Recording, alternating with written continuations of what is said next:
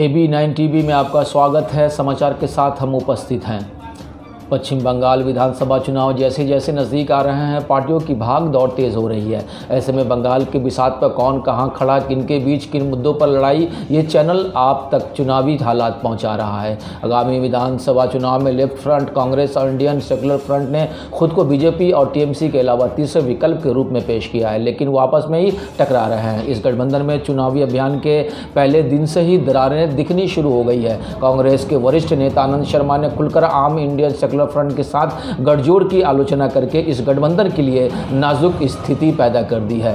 गठबंधन ने अपने अभियान की शुरुआत 28 फरवरी को कोलकाता के ब्रिगेड ग्राउंड में एक बड़ी रैली के जरिए की।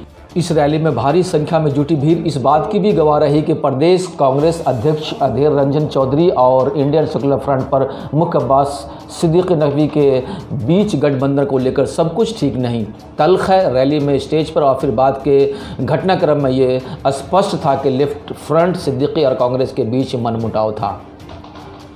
दोनों ने दावा किया कि उनकी केवल लेफ्ट के साथ बातचीत हुई है और इसलिए वह एक अन्य राजनीतिक ताकत के प्रति जवाबदेह नहीं है। मुसीबत की शुरुआत तो वही जब चौधरी अपना भाषण दे रहे थे और सिद्दीकी मंच पर आए।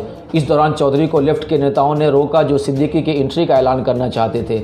मंच के लाइव फुटेज में दिखता कि चौधरी ने पहले तो अपना भाषण रोकने से इनकार किया, आखिर में वो लेफ्ट के वरिष्ठ नेता मेहमान बोस के अनुरोध पर अपना भाषण पूरा करने के लिए माने।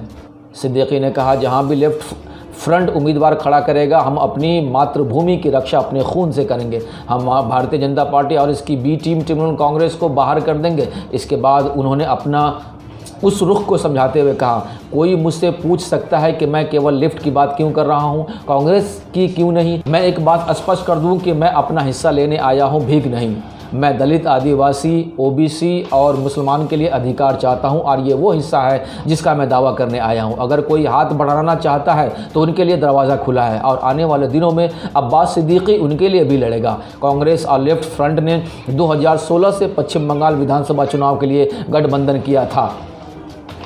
वे 2019 के लोकसभा चुनाव में अलग अलग लड़ते थे और वे एक बार फिर से 2021 के विधानसभा चुनाव के लिए साथ हैं। सीट बंटवारे को लेकर लेफ्ट फ्रंट के बीच सहमति बन गई है, लेकिन इस मामले में कांग्रेस और एक दूसरे से नजरें नहीं मिला रहे हैं। ऐसे में लेफ्ट फ्रंट इस बात को साथ रखने की कोशिश में जुटा है। अब तक लेते ही, फिर एक नई अपडेट के साथ आपकी सेवा में हाजिर होंगे।